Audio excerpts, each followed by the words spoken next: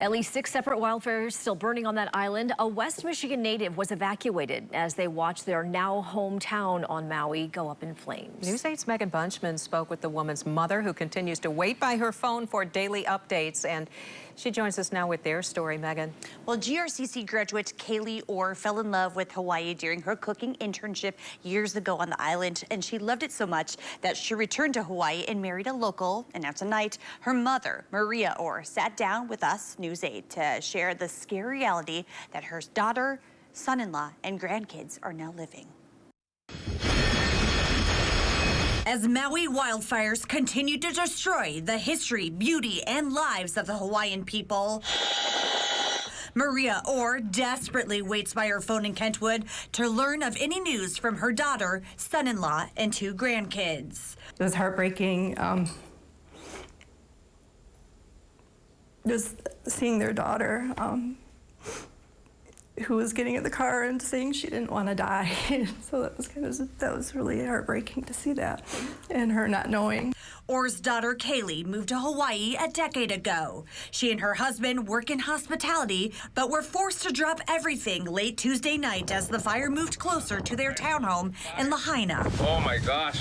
While Kaylee's home has been spared so far from strong winds and the devastating impacts of the wildfires, the homes across the street from them have not. All around them is gone. Kaylee's family was able to escape to a friend's condo further north of the fire. But just because they're no longer in immediate danger doesn't mean Orr is resting easy. There's so many things that need to be taken care of there.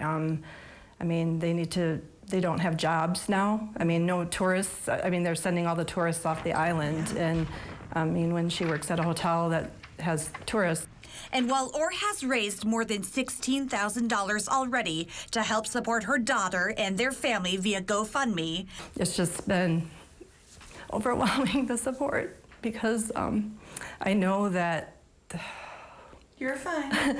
I know that they're gonna need it. I mean, with having no jobs, but yet still having to pay bills or a car payment and their house payment, maybe. I don't know what that situation is going to be now that they really can't live in it. So many others are still in need of help. For those who are looking to help, we know that folks are generous and want to do everything they can to help after a disaster like this, right? And our first priority is to provide shelter and support to those impacted. Several members from Michigan's Red Cross branch are on their way to Hawaii to help on the ground there. Orr says that it's important to remember that even after the fire is under control, her daughter Kaylee's life, like so many, have changed dramatically. And it will be an uphill battle to rebuild what they once knew and loved.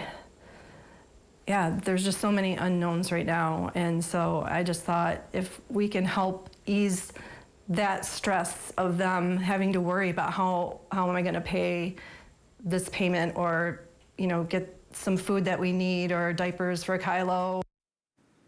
Now, Kaylee's 6-year-old daughter, Maria's granddaughter, was supposed to start school on Wednesday, but her school has burned down. For more information on how you can help out or donate, head on over to our website, woodtv.com. Michelle.